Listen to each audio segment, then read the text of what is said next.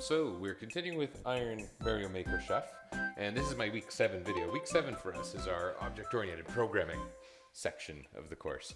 And then reading week, or break week, I suppose, happens after that. And then we get into lists. And it's funny because I couldn't find a way to implement the class I wanted to without using lists a little bit, collections a little bit.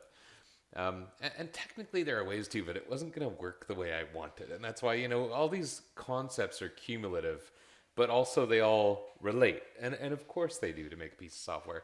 Everything I've done has had a level of awkwardness to it that we refine and make a little bit nicer as we go. And I guess that's going to continue here. Anyway, I think this video is going to end up being a longer one. And what's actually going to happen is, even though this is part 7 and I want it to align with week 7, I think it's going to be like 2 parts about object-oriented programming, because I want to describe the class I'm going to create for this project. And I think coding the class and explaining that is going to be one video. And then coding its implementation is going to be the next one. So maybe that'll be video 8. Then video 9 will be like lists and a little bit of a UI change. Speaking of UI, I've got the plan on the screen. And I am going to change the UI. What I have planned down the road is that the user will be able to select the game style and course style if they want to, and they'll have the option to there'll be radio buttons that say randomize this or lock this for those. And I think that's only the only options I need to do. And I guess technically I could do the same thing for these ones. Put in options to randomize this part or ignore this part, or keep it the same. I'm still thinking about how I'm going to do that, but probably a radio button for every single one of these features. Yeah. It'll be cool. Anyway, the visual plan hasn't changed. The pseudocode I don't think I've actually refined much, even though technically that part will change when I get to the coding. I've refined the list of course parts, because once I implement the class, it's going to be pretty easy to implement Super Mario 3D World parts, which I've been dancing around for the entire project so far. But you can see here, I'm kind of noting which ones exist in 3D World and which don't. If you don't know much about Mario, first of all, it's weird for you to be watching this series at all, but I'm happy you're here. But I should say, the way the Mario 3D World style works is it's the most different of all the styles. And so it has a whole bunch of new parts that are exclusive to that style, and it discards a whole bunch of parts you can use in the other styles. So that's why I wasn't using it all along, is it's just so different from the other 4 supported game styles. But there's this whole list down here. All of these parts are 3D World exclusive in Mario Maker 2. So, yeah, I'm going to allow it because it's going to be easier to do. Because what I'm going to start doing here, talking about object-oriented programming, is I'm going to make a class representing the parts. And basically, I've made a list of properties. I've thought about what variables I might need to support the properties and methods. I've thought about these are the properties I want to be able to get out of any objects of the part class. Different constructors for the part class, and I'm going to make I have 4 constructors planned. That's more than we'll need to do in the scope of our course for most things, but if you look at this last one, a constructor that takes a name and 5 Boolean values, that's a lot of parameters. And considering the vast majority of parts fall into 3 categories: supported in everything but 3D World, and supported in only 3D World. And so if I can make kind of these 2 different constructors, one that says this is valid for all game styles, and one that says either it's in 3D World or it's not. That'll make the coding, I think, quite a bit easier. Maybe. It'll also demonstrate how different kinds of constructors can work, and I think that's a good thing. And then there's methods. And the methods are going to return arrays. You can tell by these square brackets. At least I hope they are. I haven't got the whole thing tested and working yet. But the idea is it's going to return arrays of parts, and it'll get a list of Mario Bros parts, or a list of Mario Bros 3 parts, or a list of Mario World parts from the whole list of supported parts. And that way I can use that array randomizing thing that we created in the functions video to just get a list of just the parts supported for a specific game style. And that'll make it way easier to get parts that only conform to a single game style And then eventually, I won't need that whole piece of logic that renders the names differently depending on the game style, because I'll only use the names that are specific to that certain game style. Yeah, it'll be good. It'll be good. Anyway, I need to put this into code, and to start that, here's our code file. What I want to do is I want to add in a brand new class file. So I'm going to right-click on the project, and this is my favorite way to do this. You can do it in a lot of places. You can also go to the project menu at the top and go to add, and where is it here? Add class? Yeah, add class. It's probably a little easier actually, isn't it? So you click add class, you're going to name it. You're going to name it after what the class is called. I'm going to call it part. And so any part I create will be an object of the class called part. And because this is a file name in my project, I give it a descriptive name. Well, descriptive enough. Part is kind of basic. But Pascal casing is important here. Part. And here's our part file. And it's very simplistic, isn't it? Let me grab my comment header from over here. And just drop this in here as sort of a placeholder. And you know, this description is no longer accurate, but I'll just pop in the current date here. Look at that, 1 month later, how exciting. All right, and here's our part class. And I know what variables I need. I know what properties I need, what methods, etc., and constructors. Usually I start with the variables, which I think is a pretty normal thing to want to do. Then I usually go on to constructors, and then I go on to properties and then methods. But there's no reason you have to do it in a specific order. Anyway, these are my list of variables. They are not in real code. Then again, you know, the declarations of these things, they're going to be pretty similar here. So int part ID. I thought I'd assign them each an arbitrary ID. I don't even know if I'm going to be using that for anything yet. It might come down to a database implementation later, and I don't know. We'll have a string called part name that'll return the name of the part. There's no default value. We're going to have a Boolean value called valid styles, Boolean array, an array of Boolean values, I should say, perhaps most concisely and hopefully correctly. None of those are going to have default values. I'm going to create a static integer total parts equal to 0. And that means basically there's a value that is static. Static values are owned by the class and not the objects of the class. So for any given part, they all have the same value for total parts, is what that means. And that's because total parts is meant to be a count of the number of parts. This is going to end up being valuable when it comes to returning an array of the different parts. In fact, total parts is the one I'm least likely to make much use of, but we'll see here. And then we'll go on and make the style-specific ones. These are internal use names. I'm using camel casing. With camel casing, there's a rule that may have come into play for you, but there's a good chance it hasn't yet, and that is anything that is an acronym or initialism is treated as a word.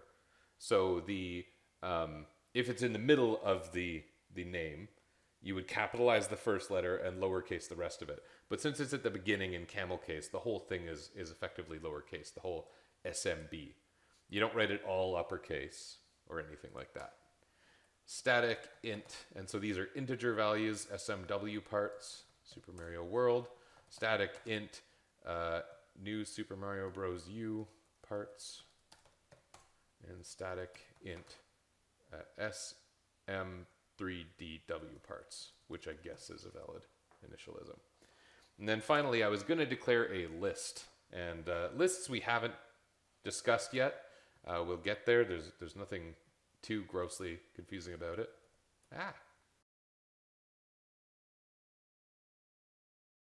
I might be thinking VB or something with that other declaration.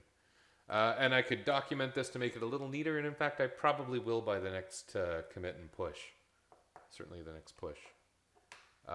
But I think I've explained that, and there's nothing too complex about these declarations that I haven't declared. The static values, again, live in the class. They aren't associated with the objects of the class, but each part will have its own ID, name, and list of valid styles is the idea.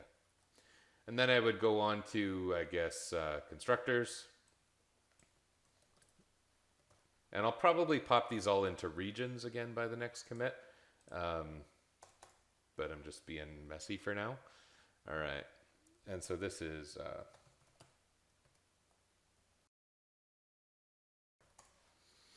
we go. That'll be our default constructor, and it'll be... well, you know what? I don't even know what I'm going to set here. I guess I should increment total parts, even though this is completely useless. The default constructor is often used in inheritance and other concepts, and it used to be really important to have in classes, but I'm not going to end up really using it for anything here. Part ID equals total parts. So what that's going to do is that's going to increment the overall number of parts, and it's going to set this part's ID value, which may not be used for anything, equal to the current total number of parts. So if it's 1, the ID of this one gets set to 1. I don't think I'm going to give it a name, and don't think I'm going to set any valid styles for this particular object. The default Boolean values should end up being false. Okay, public part, and this one is going to take the name. So string part name. And this one's going to do total parts. It's going to do part ID equals total parts. There are ways you can get this constructor here to just call this constructor, but I don't feel like that's going to take consume a lot of time or effort or anything. Okay, if it only accepts the name, it's valid for all game styles.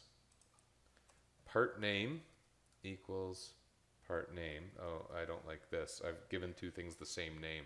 See, this is called part name, but I need this to be the, this is the actual value that's being passed into the class. I'm not going to go too much into the definitions here because I don't want to be redundant with the lectures, certainly. So I'm not going to explain that further, which maybe will seem kind of gross to you, but it'll be okay. Valid styles equals true, true, true, true, true. It has valid values for all styles. New, bool, true, true, true, true, true. Valid in all game styles if you just give it a name. And then all of these values get incremented by 1. I probably could have found a neater way to do that instead of that really sloppy copy paste. Okay, we'll do it like this. SMB3 parts, SMW parts, and SMBU parts, and Super Mario 3D World parts. All of those values get incremented by 1 because it's valid in all of the game styles.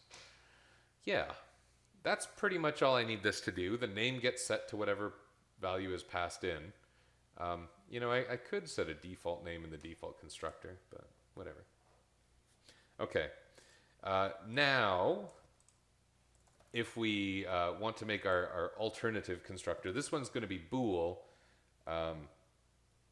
Super Mario 3D World supported. Maybe is. And I'll put a comment on there, one of these comments. I'll put a comment on there that'll indicate exactly what this value means. So look, if I say here the name of the part, and then this will be true if this part is unique to Super Mario 3D World, false if this part is allowed in all styles other than Super Mario 3D World. Any other case, you would use a different constructor, is essentially what I'm saying. Okay, and then my last constructor is going to be the one that actually takes 5 whoa, what did I do? I destroyed everything. Okay, it takes 5 Boolean values. Is in Super Mario Bros. is in Super Mario Bros. 3, is in Super Mario World, is in Super Mario Bros. U, New Super Mario Bros. U, because Nintendo names things a bit strangely, and is in Super Mario 3D World. And again, we'll want to set up a comment to make the use of this particular constructor a little clearer. And you'll see what this is like in the subsequent video where I said, like, this is the class. This is the basics of the class definition. And then there's going to be the part where we neaten it up. And so you'll see why I'm doing this and why it's important, and also why these names matter. Okay. I have to change these a little bit. Valid styles. So this is going to be like this. If is Super Mario 3D World supported? This is for the one with the two parameters. Then valid styles equals false, false, false, false, true. It is only valid in Super Mario 3D World. Else, and it's going to be valid styles, and it's going to be kind of the opposite, right? It's going to be true, true, true, true, true. I keep doing things that I think are going to save me time, but they turn out to be a little bit inefficient. Boy, laziness in programming is a bit of an art, right? And basically, I only increment the number of 3D World parts in this case, and I only implement everything other than 3D World in this case. I'll put in some nicer comments explaining this when this gets closer to going live. Not live, but you know what I mean, putting it out there. Okay, and then this one's going to be kind of complex, actually. Kind of complex. So it'll be like this. If is in Super Mario Bros. And what we would do in that case is we would go valid styles 0, index 0 of the array of Boolean values equals true. And we would go SMB parts plus equals 1. And then what we do going forward here, we're not going to change the whole array, and we're not going to use else if. We're not going to use else if or else, because like it's very different here. It's possible for something to be supported in several game styles, but not all. Like a Yoshi egg. A Yoshi egg is only in Super Mario World and Super Mario Bros. U. So here I'm going to do, if it's in Super Mario Bros. 3, then index 1 becomes true, and SMB 3 parts plus equals 1.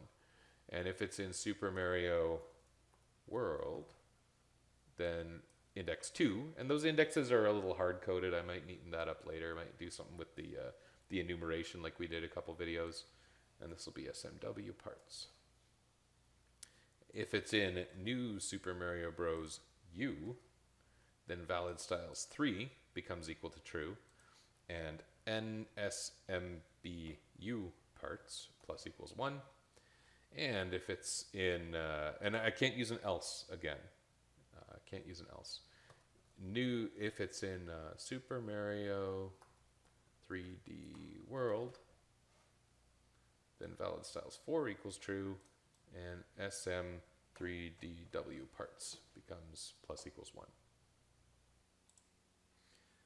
So I think that this is not testable yet, and I will shore up the documentation a little bit, so to speak. But this is pretty good for our constructors. I'll neaten it up and talk about that maybe a bit later. And what's left here? We got to do our properties. Properties are basically just a way, you can kind of tell what's happening here is, it's basically a nicely named way of us controlling access to things that are in the class that are private. And all the variables should be private. Actually, I don't even know if I set the variables to private, did I? How odd. All of the variables in a class need to be private. I didn't have it in my notes, so I forgot, but you shouldn't forget things like this. Variables within a class should be private. I will say also that there is a shorthand in C# for properties within classes. And I'm avoiding it here, and it's not necessarily doing it the long way isn't really any better. It's better for explaining, but it's not better in terms of coding or speed or anything like that. And so, like, really, there are changes I could make to this that would make it a little shorter. Just a little. So if you see C# code that doesn't include a bunch of private variable declarations, that's not a terrible thing. Sometimes it's just that the properties are holding their own values because of the way that C# happens to work. Okay, so these properties, these are going to be my properties in here. And I'm just putting these in basically as a bit of a workflow tool. Would you normally do this? I don't know. And so this is going to be where our variables are private. These are going to be accessed by the form code, by another part of the application. So we want it to be more accessible. And so you might use the keyword public. You might even see other keywords. If you've gone through the posted lecture material for week 7 already, you may have already heard about the keyword internal or some other keywords related to that. And so you might use those. I'll just use public here for the sake of simplicity. And this is going to be an integer property called ID. And it's going to have a get and a set. Actually, it's not going to have a set. You would never set the ID of something. And a get method is basically just something that returns a value. And so it's going to return, what is it, part ID? Part ID. And that's the entire property. That's all it has to do. And what that means is when I have a part, after I've started using this class, after I have an instance of this class, I can call that named instance. And I call its ID property, and it will return the ID for that particular object. It's not way different than just working with a variable. Not much different at all, really. But there are sometimes reasons you'll want to have properties, and there's good reasons to do that. And again, the casing is of some importance. You would normally want very much for the casing to be in Pascal case. All the properties we've worked with so far have had Pascal case names. The length property of an array.length. It's always a capital L, you know, and it's the same sort of thing here. And so a name is going to return part name. And I can't really think of a use case where I would necessarily allow the part name to be set, but perhaps. Let's do it for the sake of demonstration here, and we'll think about whether we want to do that or not. Basically, when you're writing the set procedure within a C# property, which can also be called the mutator, it always has a default name of value. And values, basically it comes in as a variable you can use. It's always called value. Whatever value is passed into the property or assigned to the property in an assignment statement ends up called value. And the data type associated with value always matches the data type of the property itself. So it says value and its type is string. We don't need to worry about what it is. We don't declare value. Value just is there, and we would assign it to part name. And since they're both strings, because the type of the property is string and the type of this variable happens to be string, there's no validation. There's nothing else tricky you have to do. Sometimes you would have a form of validation or an additional check of some sort in the set procedure within a property. But in this case, we don't require it. And then we're going to have a whole bunch of Booleans. I haven't thought too much about how I'm going to use these, actually. But we'll create them anyway.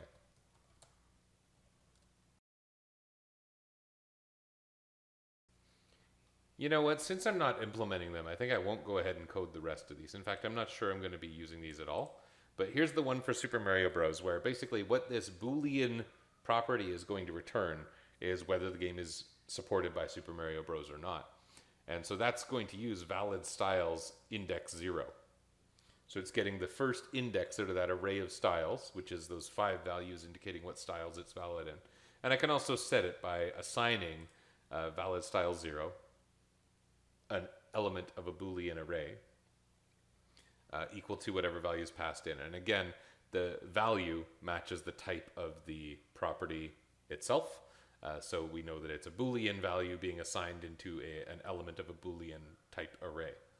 And the other ones are just going to match it. So I'm not going to go ahead and code those. That would be a little bit redundant and painful to watch, I think. And then we have our methods.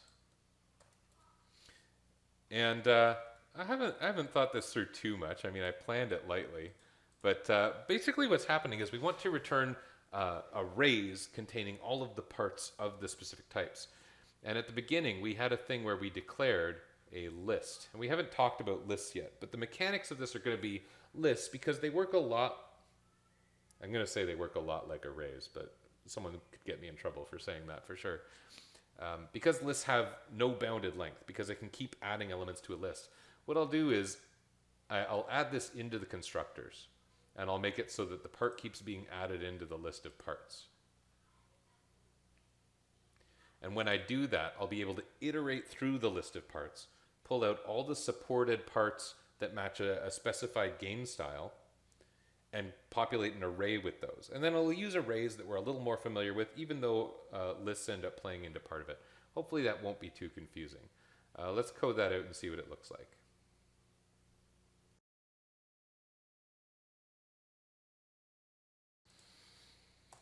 Okay, so I've added that in so that everything is being added to the list of parts. It is a list. It works a little different from an array. But then what we're going to do is we're going to, for each of these methods, and it'll be like public part get Super Mario Bros. Parts. And it actually doesn't require any parameters. And all it wants to do is return an array of parts. And so we're going to call this parts array, I guess I'll call it. Maybe that's a bit of a crappy name. Parts array equals new part. And so this is going to be a blank array. Actually, it's going to be a blank array, but it's going to have a bounded value. And this is going to be super SMB. SMB parts. So it's going to be an array with a length equal to the number of Super Mario Bros. Parts. And at the very end of this function, what we're going to end up doing is returning parts array. That'll get rid of the red squiggly that was popping up for now, because every function that returns an actual value has to have a return value. So that'll do it. So now what we need to do is the tricky part. You know, we've got our declaration of our array of parts. We've got our return statement. In the middle, we have to fill up that array with values. And the way we're going to do that is we're going to iterate through the list. And for each item in the list, we're going to check, is it supported for Super Mario Bros? And if it is, we add it into the array. Okay, so here's what we're going to do. For each candidate part in parts, it's a part. And so this is a for each loop, similar to what we've used before. And this is going to identify each part, and we're going to name it candidate part in the list of parts, which is a list. It is a list data structure. And for that part, if candidate part dot is in Super Mario Bros., and that should return a Boolean value. So we do need those methods, it turns out, or it would be helpful to have them. We could also do it by evaluating the actual supported styles, but I think this will be nicer. This will be nicer. We'll need an integer to keep track of how many Super Mario Bros. Parts we've added. So we'll do int supported parts, or collected parts. And it'll be going through each part in the list, and it'll be if the candidate part is in Super Mario Bros., then parts array collected parts equals candidate part. It'll take the part out of the list and put it into the array, and then we'll increment the number of collected parts because we've collected one additional part. I guess instead of plus equals 1, I could also do plus plus. I've used plus equals 1 in a few places, and I think that was me getting used to Python last semester. Yeah. So the logic here is we declare a new array. We say that we've got 0 parts so far. For each part in the list, if it's supported for Super Mario Bros., we're going to fill the current index of the array, so starting with 0, and we're going to add the thing out of the list. Then we're going to increment how many Super Mario Bros. 1 parts we've looked at so far. And then we'll ultimately, after this whole for loop, after we've checked every possible part in the list of every possible part, whether it's supported or not, we'll get this array and we'll return it. And it should have a value equal to all of the possible Super Mario Bros. 1 parts. So in order to finish this, in order to make these other methods, I am going to have to make the other Boolean properties.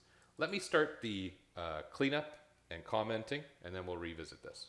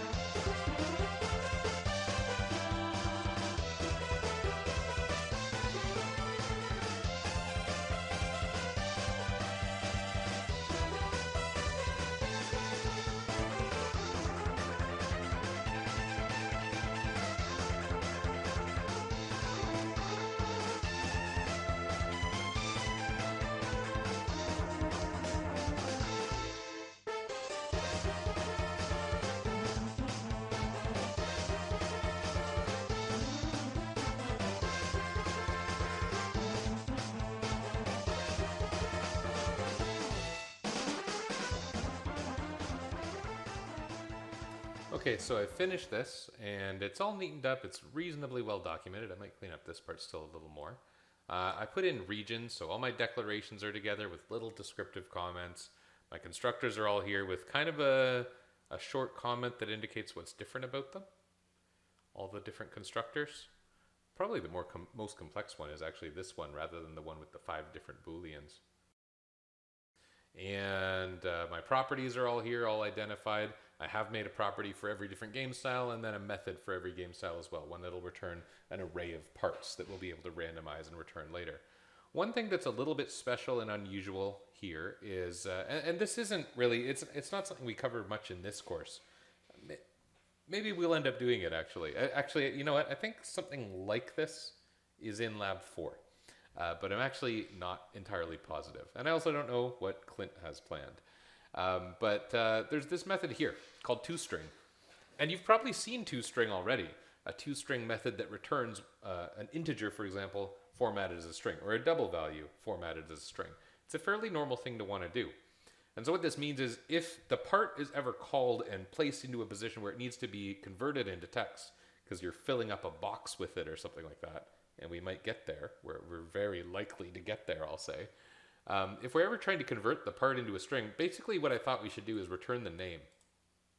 Because toString happens to be a function that's available to every single object of every class in .NET, which is an unusual feature, something we probably haven't talked about yet, we have to override the existing toString method. Normally, if you create some arbitrary class and an arbitrary object, what gets returned when you try and treat that object as a string is the type, which ends up looking really funny. For the primitive things like an integer, you would never notice it because the integer just gets turned into, you know, our string representation of that integer that we're all familiar with, our Arabic numerals. So, this override just makes it so that instead of returning something like system.part or something stupid like that, it'll actually tell you what that part is, like, you know, super mushroom or hard block or whatever. And so I think this is our class definition. It took a long time to get here. And so the actual implementation, as I suggested earlier, I'll separate out into another video. That also means right now this is untested, so don't get too excited about this. We might still run into problems and we might still need to make changes. What I'm anticipating this will allow me to do is set up a list of every single part, which is still like 150 lines of code, right? Because there's so many parts. They're going to be repetitive and easy, but it's still going to be that same amount of code. But then ultimately I'll be able to, for the list of, or for the parts class, I will be able to get an array of parts for any supported game style. And then that part where we're returning the randomized parts is going to be so quick and easy. It'll actually be really nice, I think. It'll be really nice. And that's why we did this. And this is what it looks like. I'm going to write a commit message and I'll push it in the state it's in so that you can see this point in the development if you go to the GitHub account we've been using. The GitHub repository we've been using, I should say. Okay, thanks.